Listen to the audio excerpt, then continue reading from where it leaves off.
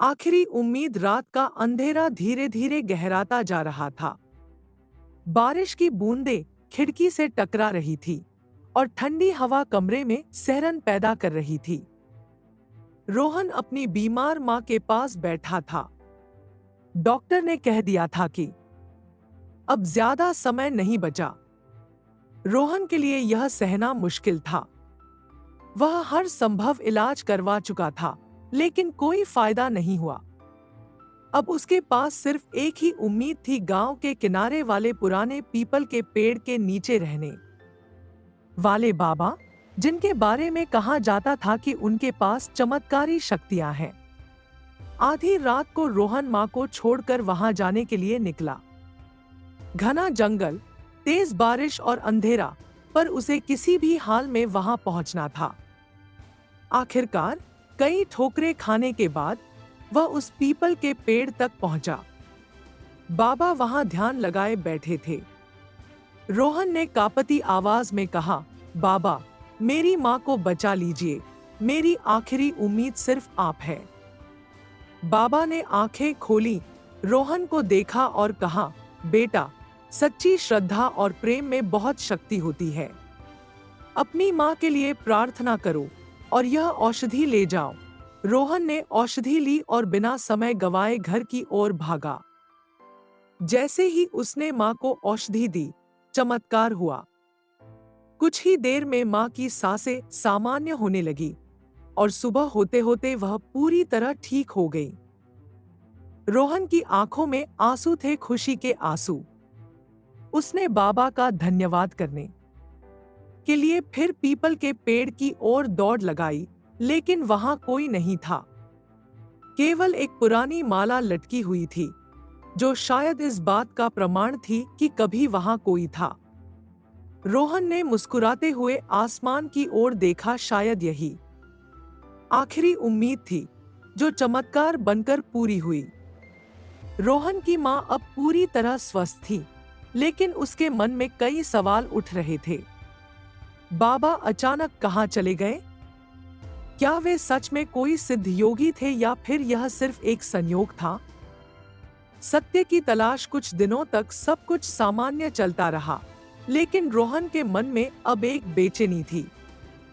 उसने तय किया कि वह दोबारा उसी पीपल के पेड़ के पास जाएगा और बाबा के बारे में पता लगाएगा। एक दिन सूरज ढलने से पहले वह वहां पहुंचा। चारों ओर सन्नाटा था। उसने उस जगह को ध्यान से देखा जहां बाबा पहले बैठे थे। वहां सिर्फ कुछ राख और लकड़ियों के जलने के निशान थे। इसका मतलब वे यहां रहते तो थे, लेकिन अब कहां थे? तभी उसे पास के गांव के एक बुजुर्ग मिले। रोहन ने उनसे बाबा के बारे में पूछा। बुजुर्ग ने गहरी सांस ली और बोले, बेटा, वो कोई साधारण इंसान नहीं थे। लोग कहते हैं कि वे 100 सालों से इसी जंगल में तपस्या कर रहे थे।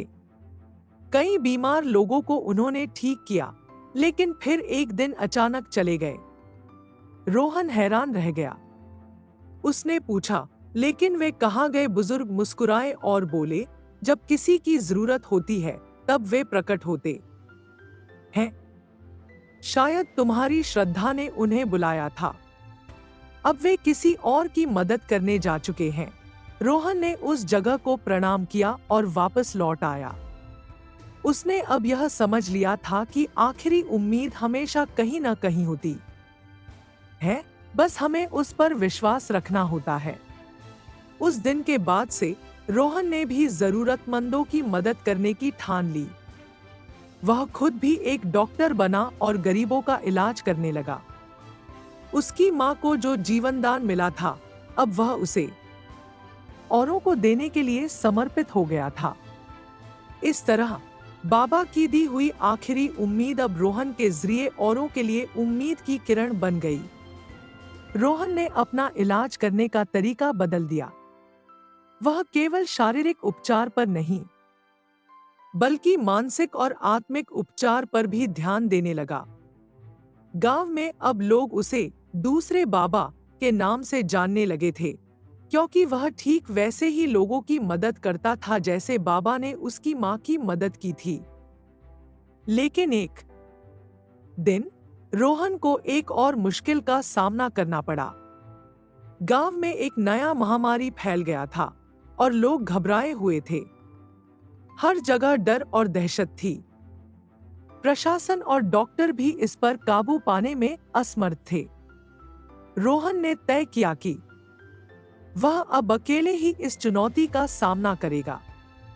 उसने गांव के बुजुर्गों से सुनी हुई एक पुरानी आयुर्वेदिक दवा तैयार की और उसे सबको देने के लिए आगे बढ़ा।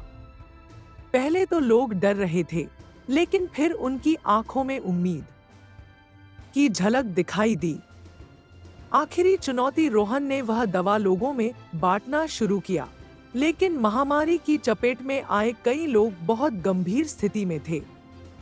एक दिन जब सब उम्मीद लगभग खत्म हो गई थी, एक आदमी जो बुरी तरह से बीमार था रोहन के पास आया और बोला, क्या आपके पास कोई चमत्कारी इलाज है? मुझे नहीं लगता कि मैं बच पाऊंगा। रोहन ने गहरी सांस ली और अपने दिल की सुनते हुए बोला, सच तो यह है कि कोई भी इलाज केवल चमत्कार नहीं कर सकता, लेकिन अगर तुम खुद में विश्वास रखते हो तो मैं पूरी तरह से तुम्हारे साथ हूं। साथ मिलकर हम इस मुश्किल से बाहर निकल सकते हैं। वह आदमी थोड़ी देर चुप रहा, फिर उसने अपनी उम्मीद फिर से जगाई। धीरे धीरे लोगों की स्थिति सुधरने लगी। महामारी की चपेट में आए कई लोग ठीक हो गए और गांव में शांति लौट आई। कुछ सालों बाद रोहन अब एक प्रतिष्ठित डॉक्टर बन चुका था। उसकी मां भी स्वस्थ और खुश थी। एक दिन जब वह उसी पुराने पीपल के पेड़ के पास से गुजर रहा था, उसे वही पुरानी माला मिली जो बाबा के समय वहां लटकी हुई थी। रोहन ने माला को हाथ में लिया और अपनी आंखें बंद करके बाबा का आभार व्यक्त किया। उसे अब यह समझ में आ गया था कि बाबा ने उसकी जीवन की सबसे महत्वपूर्ण शिक्षा दी थी। आखिरी उम्मीद केवल विश्वास और दृढ़ संकल्प से ही पूरी होती है, और यह उम्मीद कभी खत्म नहीं होती। रोहन ने अपना रास्ता चुन लिया था और अब वह खुद किसी की उम्मीद बनने की कोशिश कर रहा था।